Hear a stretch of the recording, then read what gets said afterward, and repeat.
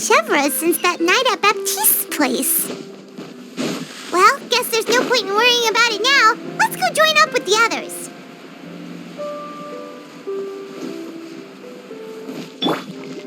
Strike a pose!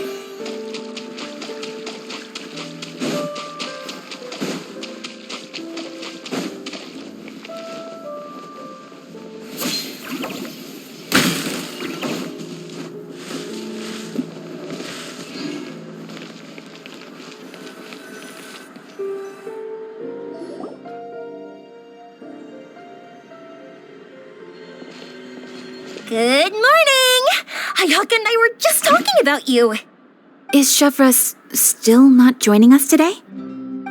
Probably not. We haven't seen her either. Huh? That's such a pity.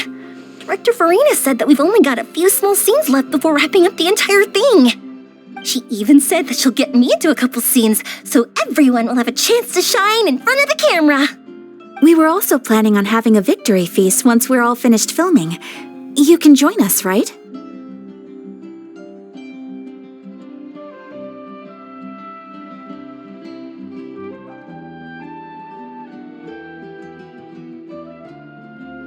If only Chevros was here.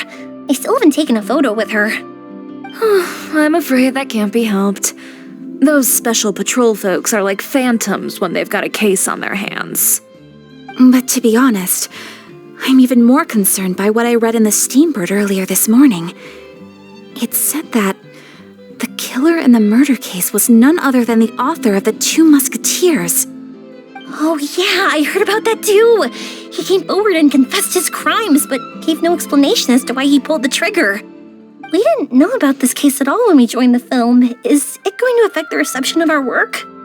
From a pure publicity standpoint, this will draw a lot more attention to our film. I have to say, though, that no director can be perfectly comfortable with garnering attention through means other than artistic skill. To be fair, I feel like that ship sailed the moment you allowed yourself to be named as the director on our posters. It's not my fault that I'm super popular. What was that saying again? My popularity has, Sunk to an all-time low? spread to the four corners of Teyvat.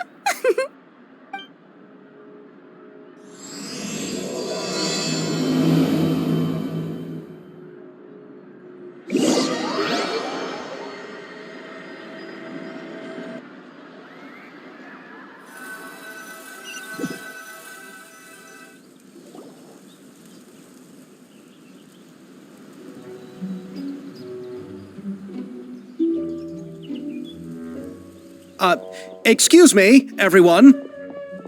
Xavier! Feels like it's been ages since we last saw you.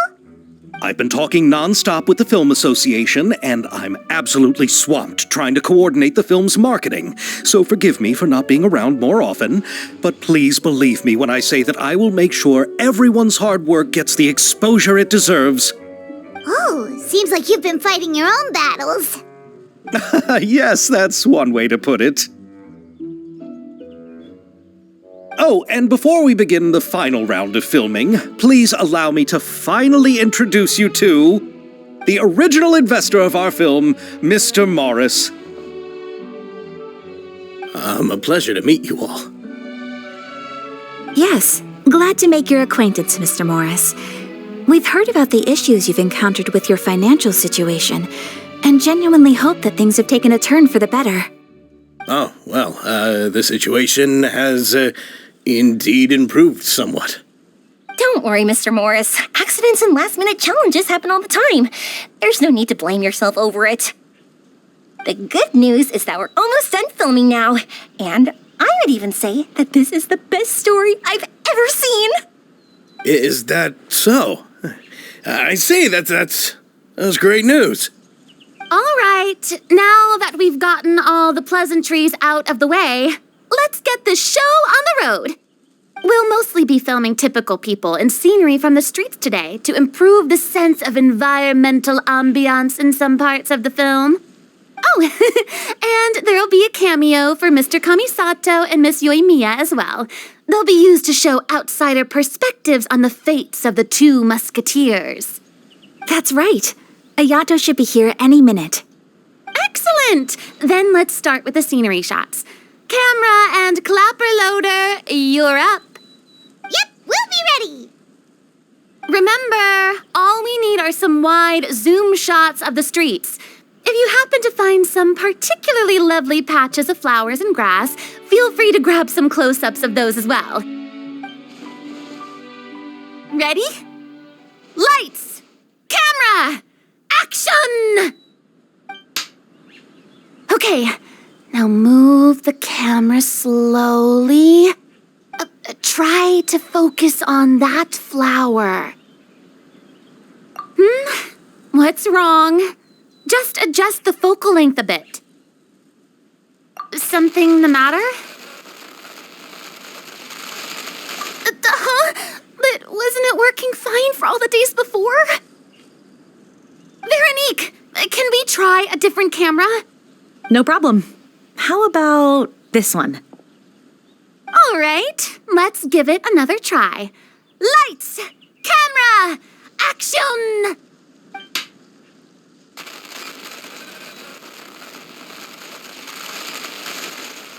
Don't tell me. This one is broken too? Veronique, do we have any other spare ones we can use? I'm afraid we only brought these two today. What? Then go find a workshop to get them repaired right away. Oh, and you too, Bono. Go find our spare camera in the warehouse and bring it back to the set. On it. Greetings, everyone. My apologies for the delay. Is something the matter, Ayaka? It seems like there are some issues with the filming equipment today. We're stuck for the moment. I see. Well, let's not just stand here twiddling our thumbs. Actors, to the makeup booth. We'll start on the next scene as soon as we get a working camera. The people at the workshop told me that the part which holds the lens in place seemed to have fallen off. That's super strange. It was perfectly fine just yesterday. Well, no time to dwell on that now. Let's get back to filming. Ahem! Quiet on set! Places, everyone! Lights! Camera! Action! By the way, have you heard about that recent murder case? Yes, I have. It seems that they've caused quite the commotion in the city. I heard that the chief of the guards is so mad about not catching the culprit that he's about to explode. Oh? I find that quite hard to imagine, considering how he already looks most days. Director, we have a problem. Oh, we're in the middle of a take! Couldn't you wait until we wrapped up this scene? No, Director, our film, all the finalized film that we've been keeping in the case has disappeared. Oh, wait, what did you say? Mr. Bono, please take me to where the film was kept right away. I'm coming too. No, Yoimiya, you have to stay here. Oh. Okay, listen up. Everyone who's not working on this current scene can go with Bono to look for the film. Everyone else, stay put and wrap up the scene. Unbelievable. How could all these problems happen in just one day? We're back. How did it go? Did you find the film? We found it in the sewers. Huh? In the sewers? Is the film still okay? We discovered it just in time, so we should still be able to salvage it. The others are checking now to see if we lost any specific scenes. Oh, you scared me for a moment there. I nearly thought we had lost everything. I really don't want to experience that feeling of despair again. Okay, but who could have stolen the film and dumped it there? Could it be some competitors working on other films? But if they wanted to harass us, why wait until the last day? Okay, we don't have time to really look into it right now. Let's strike while the iron is still hot and wrap this thing up once and for all. Yeah, let's finish it.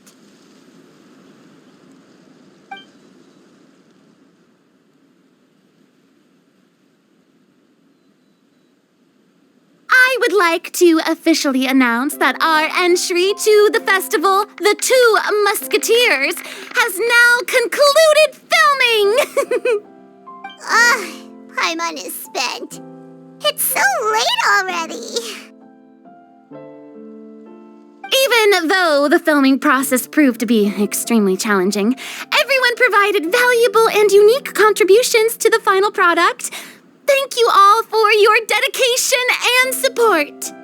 And just like Director Farina, I would also like to extend my most heartfelt thanks to all of you. Really, you've all helped me so much. All right, let's save the awards speech for later and hopefully also get some rehearsals in before the real thing. Anyway, now it's time to party!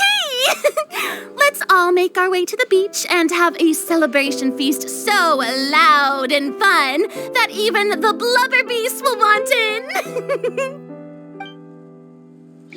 Party, party! Paimon wants to party!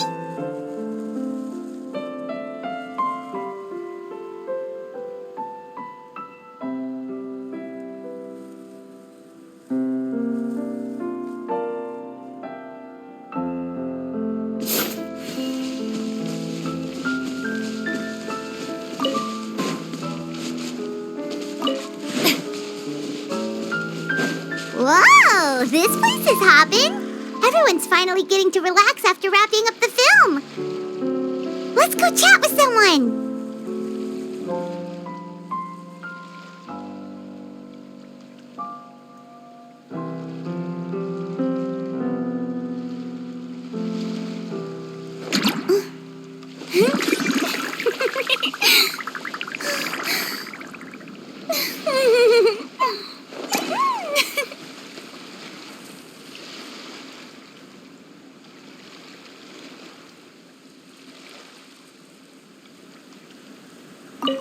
Have you ever seen a fireworks show, Mr. Morris? It's pretty amazing.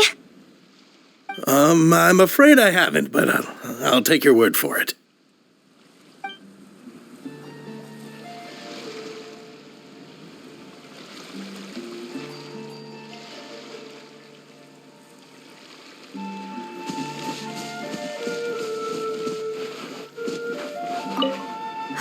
This is turning out to be quite the party.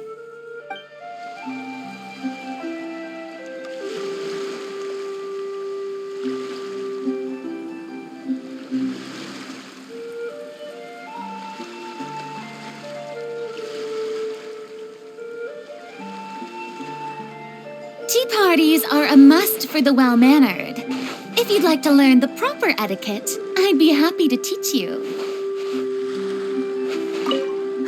This is turning out to be quite the party.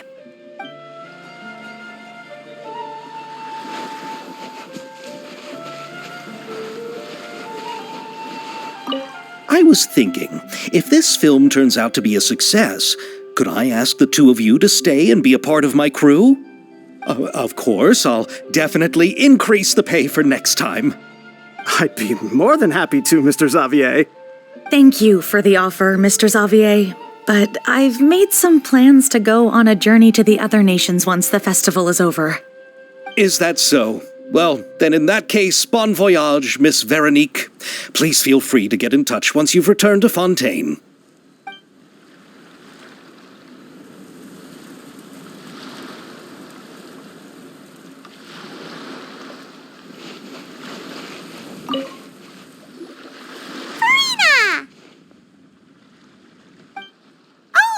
My darling clapper loader and camera operator, you've both worked really hard. Paimon thinks you worked even harder than us. Honestly, Paimon was getting a little tired of playing with the clapperboard by the end of it. Worst of all, Paimon started having dreams of you shouting, "Lights, camera, action!" into Paimon's ears. The actual dream can't even start until you've yelled that. Hey, If anything, shouldn't I be more grand and delightful than your dreams? We've been through so much together, and that's how your brain remembers me? That's not Paimon's fault. We've just used the clapperboard too much lately. Anyway, what's most important is that we've wrapped the film. I'm pretty confident that we'll take first prize.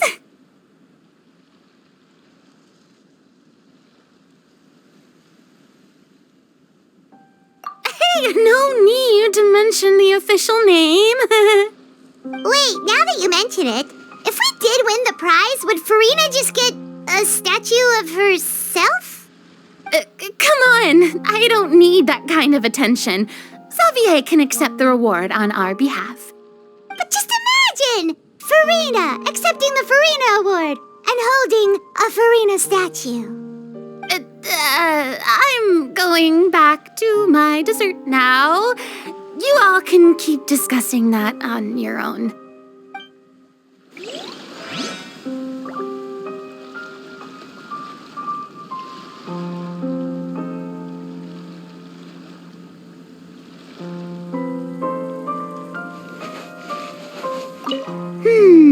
What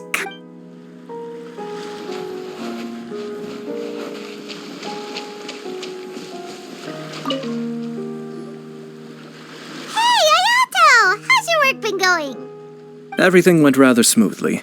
Thank you for your concern. Ayato told me that we've already confirmed the dates for some Inazuma Fontaine cultural exchange events. So the next time we visit, we'll be doing so in our capacities as the representatives of the Yashiro Commission. Oh, that's great! Then maybe Paimon will be able to find Fontaine detective novels in Inazuma from now on. Oh, wait. Wouldn't Yai Miko get upset if that happens? That would be stealing some of her business.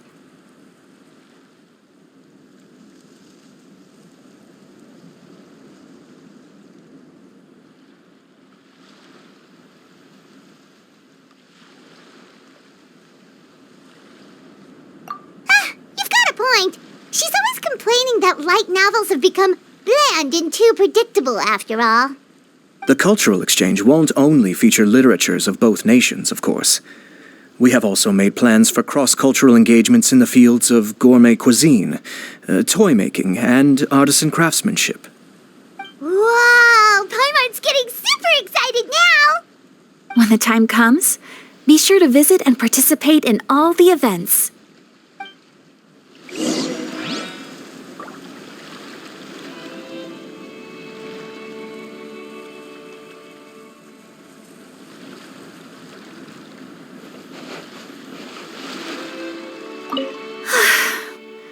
I wish we could have spent some more time here. Don't worry. It won't be long before we're back again.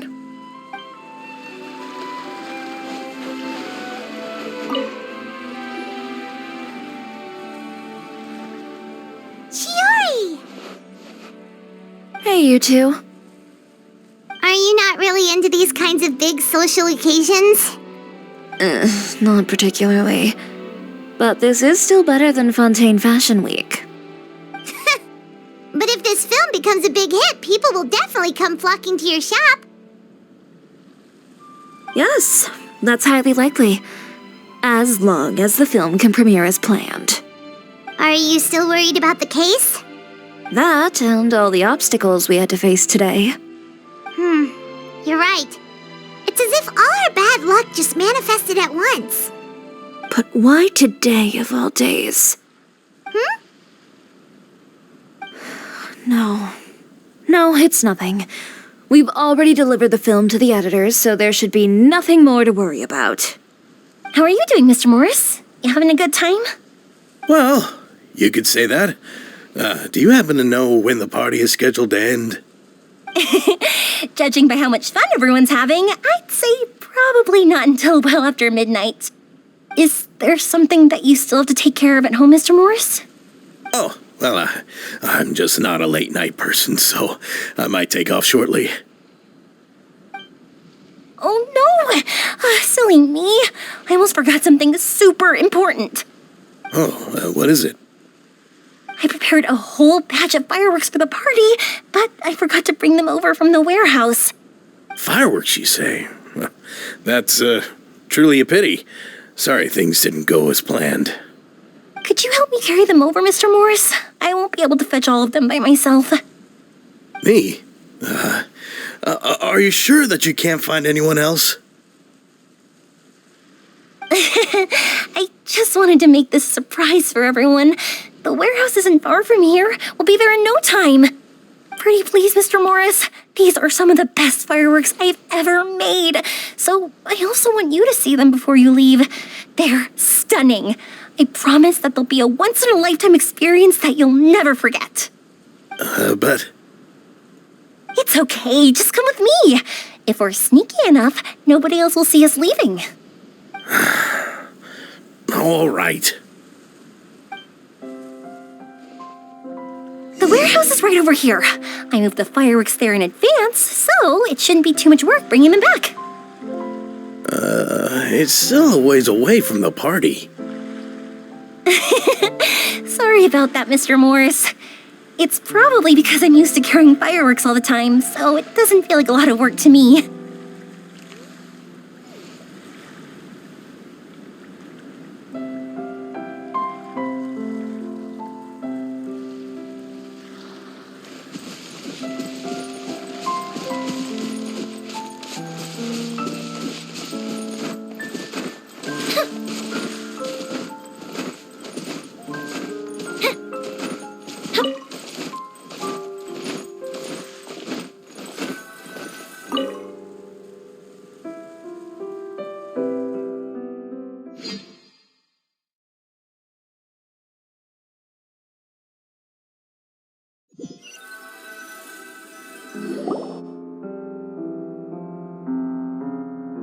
It's dark in here. Wait here, Mr. Morris. I think the light switch should be somewhere over here. Why did I have to get roped into this? What was that?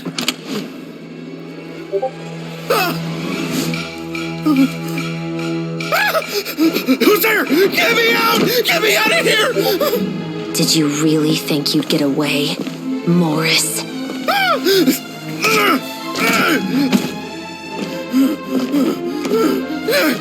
You've got the wrong guy. It wasn't me. I'm not the killer.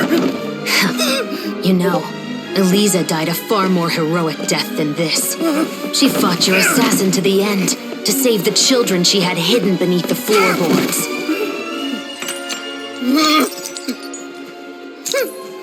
That is Eliza's pendant, the one with a photo of you two inside. The one you gave her. Ring any bells? It's a fake. It has to be. There's no way. No way your assassin didn't destroy it, you mean?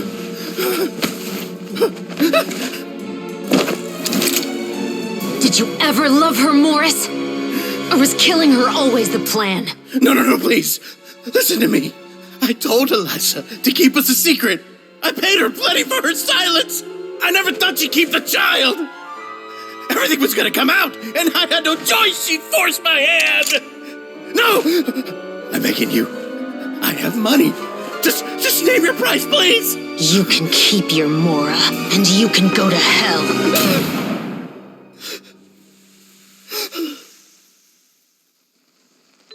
I'm Captain Shovraz of the Special Patrol.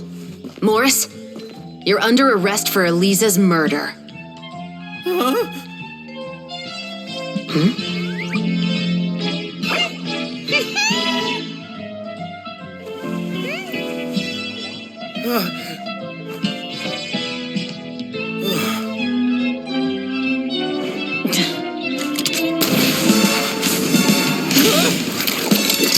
You're under arrest too, prop manager Veronique. Or perhaps I should call you the Second Musketeer.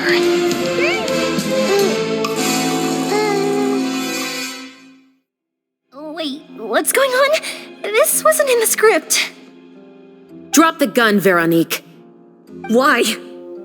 Why would you keep me from exacting revenge on this heartless monster? Drop your weapon. This is my final warning.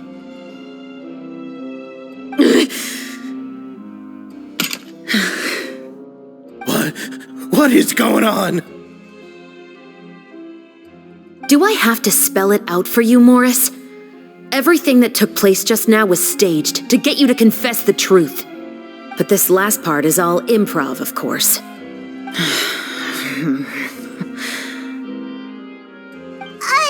Chevrolet, you told us you wanted us to help you stage a play. You never said anything about the Second Musketeer. It's because even I had no way to confirm my theory until now. Thank you for your performance, Yoimiya. Could I trouble you to go and bring in the other Special Patrol members? They should be on standby just outside.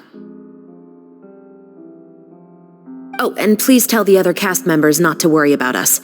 We'll be rejoining them shortly. On it!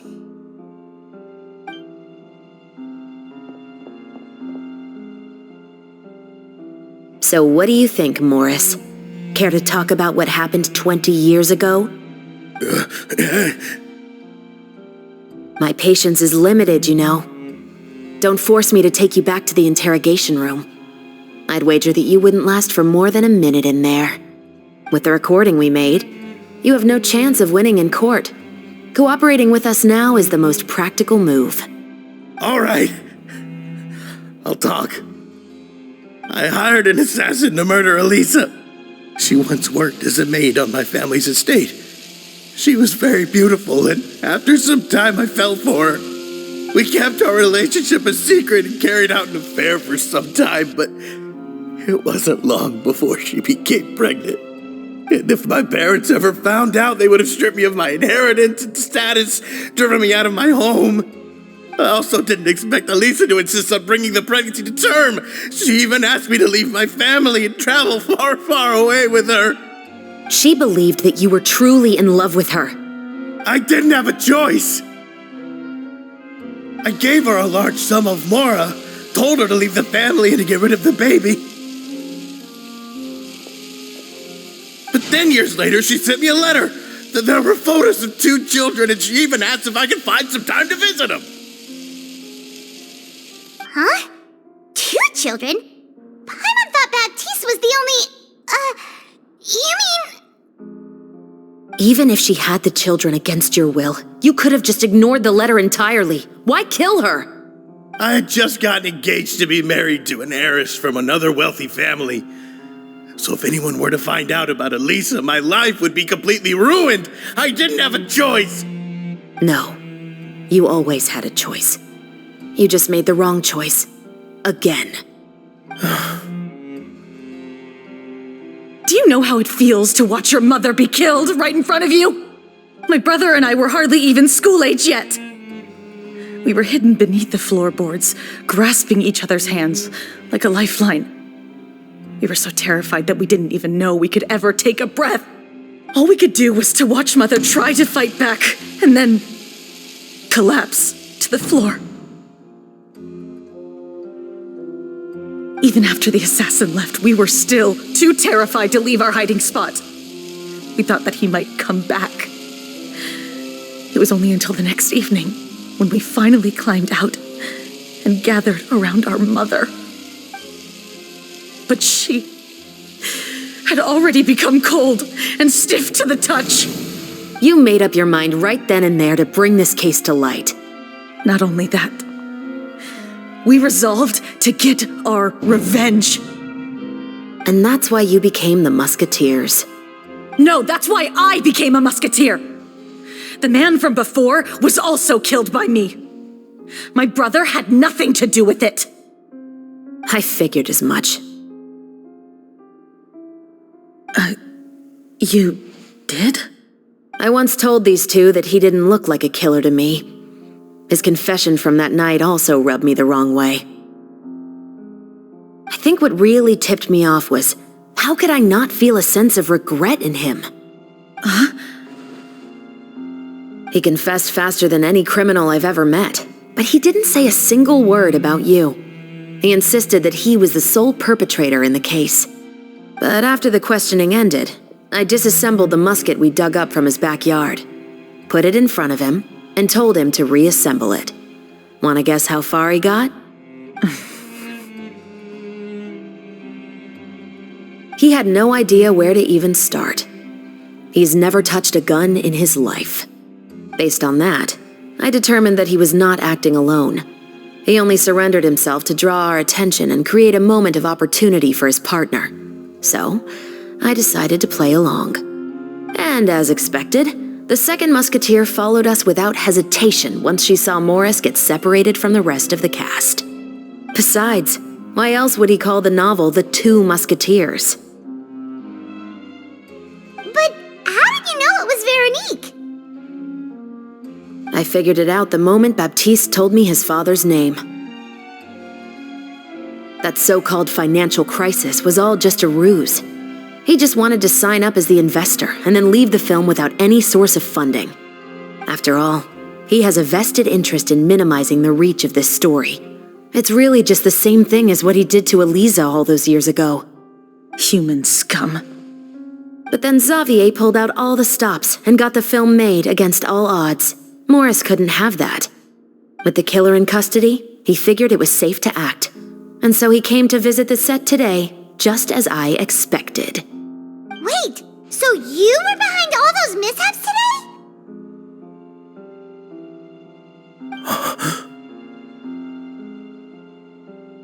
As for the identity of the second musketeer, I assumed they'd probably stay close to Morris and look for an opening. And if they already knew that Morris was the film's investor, then that narrowed the list of potential suspects as well. Furthermore, being the props manager would allow the culprit to avoid scrutiny by purchasing mechanical parts in the name of the crew. With that hypothesis in mind, I went back to check Baptiste's orphanage adoption records. Guess whose name I saw on the same page, just a few lines from his. My brother. He trusted you. As in, he trusted me to perform the deed on his behalf? He trusted you to stand on the side of justice. I am. I thought you could do it as well. Oh, the look on your face when you told him to go to hell. I really thought you'd put a bullet in his brain. You know what he has done. Are you telling me that you'd rather see him spend the rest of his life living like a king in the fortress of Meripede?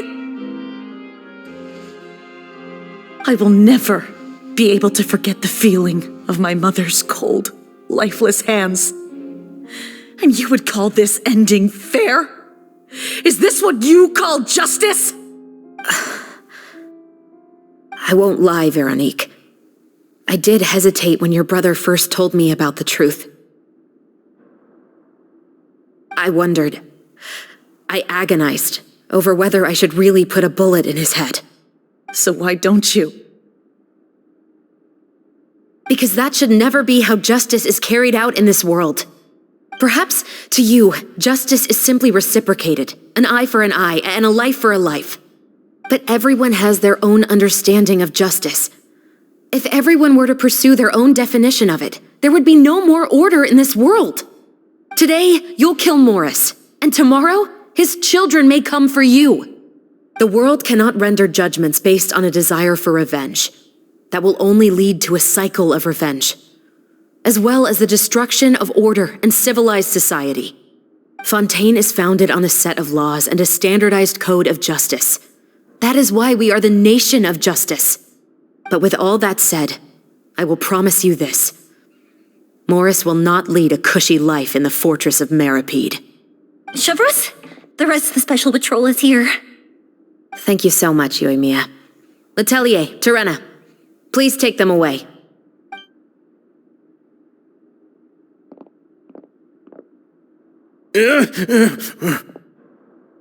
I still can't agree with your reasoning. I know. Justice has not been delivered.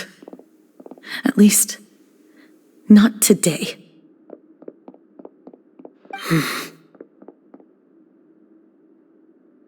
Chevreuse. Let's go. We should give an explanation to the crew.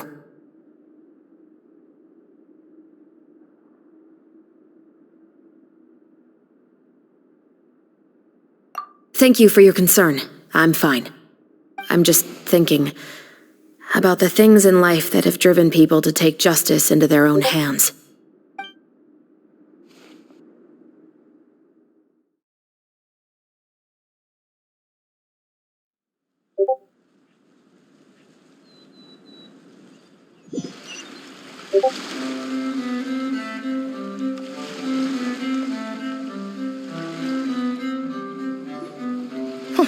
Who would have thought Morris would turn out to be... I'm at a loss of words. How could he have done something like this? I'm just glad that you're all safe and sound. Who knew that such a labyrinth of cases would be behind this story? Well, what should we do now? We have a finished film, of course, but should we still go ahead with the premiere? What do you mean? Shouldn't you be even more motivated to spread the word now that you've learned the truth? Chiori is right. I'd also like more people to see this story for themselves. But the real ending of the story seems to have deviated somewhat from the one in the script. Is that still acceptable to you, Miss Chevreuse?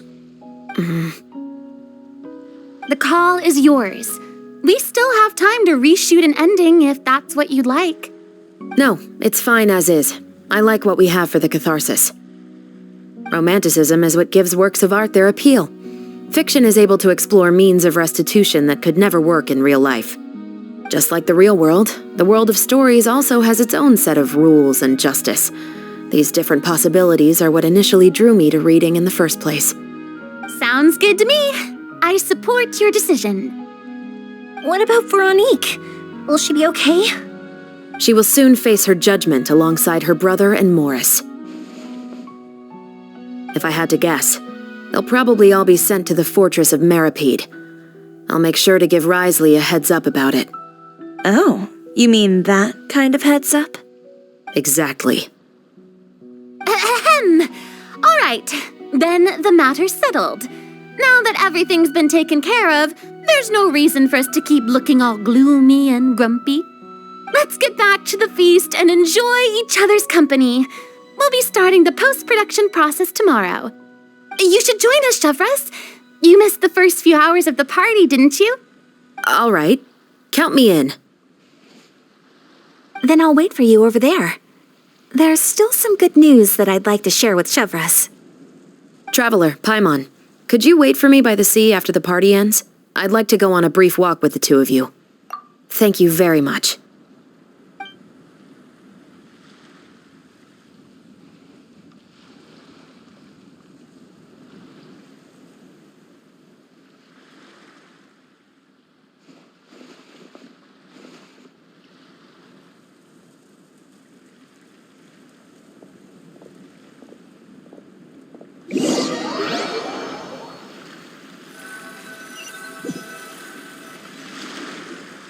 Sorry for the wait. Oh, we weren't waiting long at all.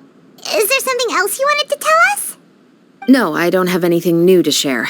I just felt that since you were my investigation partners, I should have another conversation with the two of you.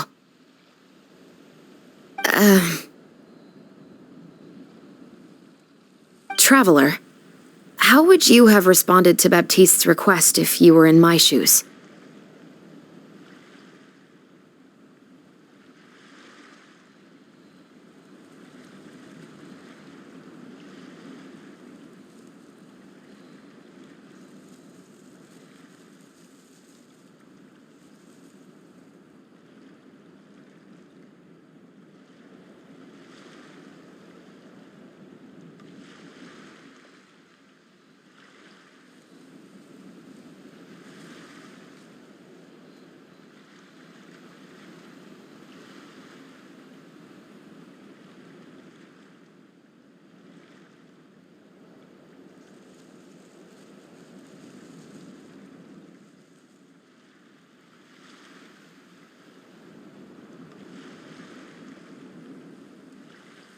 Is that so? Well, thanks for sharing. When I was young, my father often took me here to swim. We'd come rain or shine, even when it was freezing cold. He told me that swimming was the best activity to train one's strength of will. You could never give up before reaching the shore, especially when the water was cold. Oh? Why's that? Because the moment you give up would be the moment you die. At that point, I still hadn't received my vision. One winter, the chilly wind felt almost like knives on my skin, and the seawater was so frigid that it numbed my toes the moment I stepped in. I cried and begged my father to spare me from having to swim across, but he wouldn't listen. He used to be a member of the Special Patrol as well. You could say it was his way of educating his children. That sounds awful. When he saw that I wouldn't stop crying, he just picked me up and tossed me into the icy water. The bone-chilling cold took away my senses. I couldn't feel anything but fear and rage. I waited for my father to save me, but one look and I knew he'd already started swimming for the opposite shore. I realized that if I were to give up, I really would die right then and there. I used all of my strength to try and catch up to my father. Those few minutes felt longer than my whole life up until that point. I did, however, make it to the other side. I've never felt afraid about anything in my life after that, nor have I ever cried again. That way of teaching would have never worked on Paimon. Yeah, I don't think that was the right method for anyone. It's just that, working now as I am in the pursuit of justice, I still sometimes feel like I've been tossed into that winter sea all over again. The anger and the helplessness. Chevreuse. But the worse I feel, the more I know to never give up. The alternative would be to forever lose myself among the waves. Anyway, how about a race? Neither of us will drown, but we can still see who swims faster. You guys go ahead! Paimon will grab the clapperboard to mark the start of the race.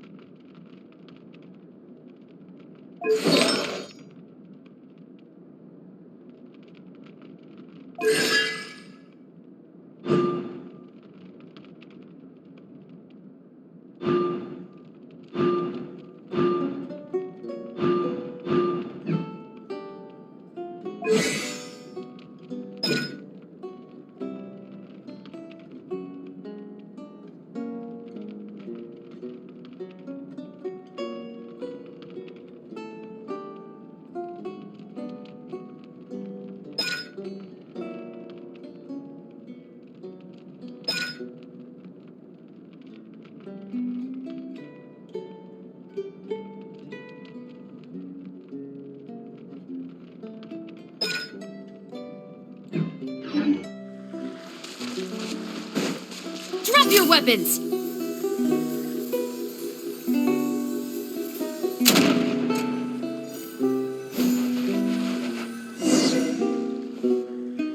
Whoa, that felt good. You were so fast in the water, Chevreuse. You were swimming even faster than Paimon can fly. So, about the Special Patrol, did you join because of your dad? Partly, but I'd say I was more inspired by the heroes I read about in stories growing up. Oh, so it's due to your love of stories. Of course, it was only after I joined the Special Patrol that I learned that truth is often stranger than fiction. Come on, let's walk a bit more.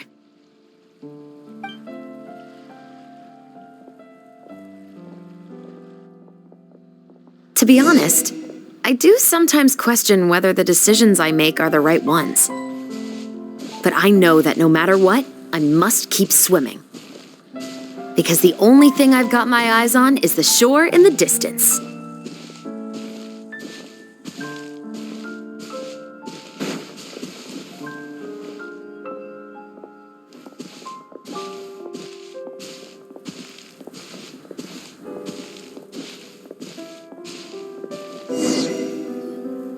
Thank you for coming on this walk with me. I feel a lot better after getting all that off my chest. We're nearly back at Baptiste's house. Huh, you're right. I didn't realize we were so close. He really did plant a lot of flowers. It's just like how he described it in the story. Huh? Wait. Paimon, Traveler, look! The rainbow roses in the garden. They're in full bloom now.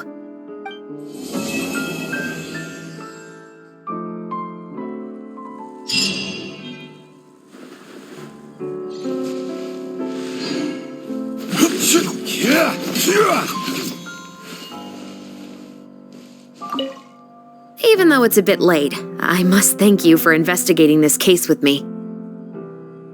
Not on behalf of the Special Patrol this time. It's a personal expression of gratitude from yours truly. Oh, you want to hear more about my father? To be honest, I didn't spend that much time with him. He was always busy with the Special Patrol, so he would often return home really late at night. Some nights, he didn't come home at all. Once, he didn't come home for a long time, maybe a whole week or so. When I went out to buy food, I learned that he had become a criminal, and by extension, that made me a criminal's daughter. But we can talk about that another day.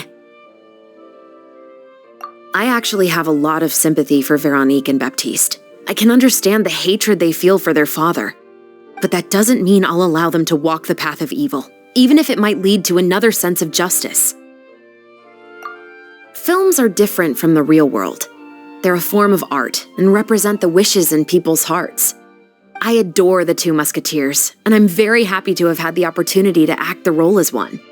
I can't wait to catch the film when it premieres in the Opera House. I'm looking forward to seeing the audience's reaction to the climactic ending. Thank you for looking out for me. I'll see you at the award ceremony.